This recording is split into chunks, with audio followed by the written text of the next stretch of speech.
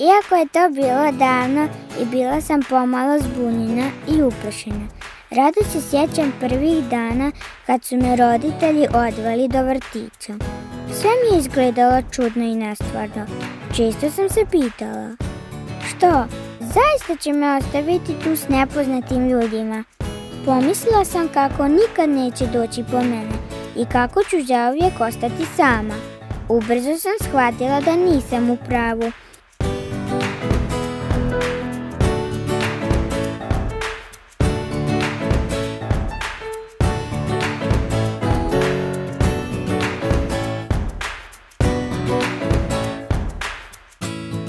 U vrtiću sam s odgojiteljima provodila polovicu dana i naravno skupa s svojim novim prijateljima. Učili smo računati, pisati, svirati, igrali smo se, plesali, pjevali, imali smo čak i vjeronauk, a odgojiteljice su govorile onako kako mi govorimo doma. To mi se osobito svidjelo, jer sam i tu bila kao kod svoje kuće. Govorili smo kruh ili kruh, mlijeko ili mliko.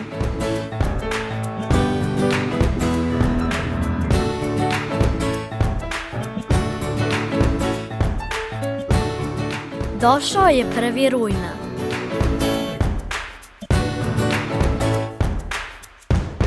Svi smo se poznavali iz vrtića i crkve. Blagdane smo skupa slavili, imendane, rođendane. Živjeli smo kao jedna velika obitelj. Imali smo blagoslov na početku i zahvalu na kraju školske godine. Roditelji su nam se međusobno poznavali, te su se i oni skupa družili. Naravno, ne moram vam govoriti kako smo i mi djeca uživali. Čak smo znali svi skupa ići na more. Nije moglo biti bolje.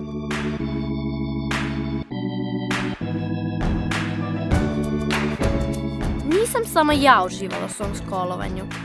Čula sam od drugih kako nije drugačije bilo ni kod druge djece u hrvatskim odjelima. U Tavankutu,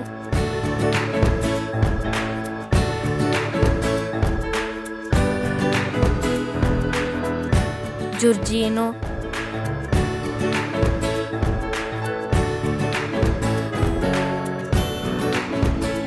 Maloj Bosni i kod nas u Subotici.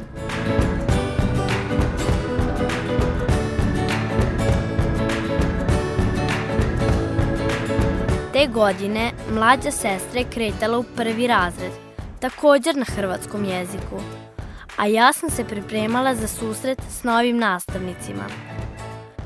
Nastavnica iz hrvatskog jezika je stvarno govorila hrvatskim, onako pravo, s pravim naglaskom.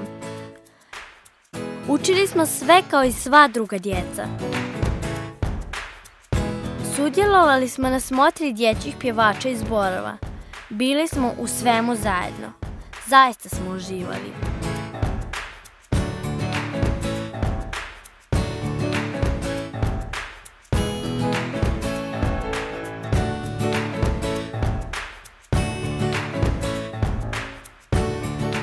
Nakon 8-godišnjeg školovanja nastavio sam svoje obrazovanje na hrvatskom jeziku.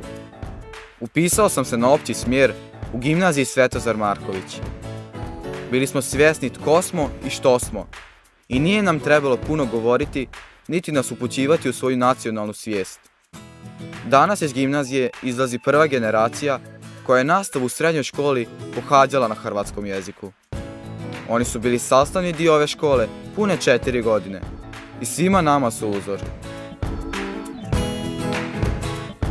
10. godina upisa u hrvatske odjele je pred nama. Sve što je do sada učinjeno ostaje za budućnost i za, rekli bi, neke nove klince. Sada je sve na vama. Hoće li se obrazovanje na hrvatskom jeziku nastaviti? Hoće li biti djeca u hrvatskim odjelima?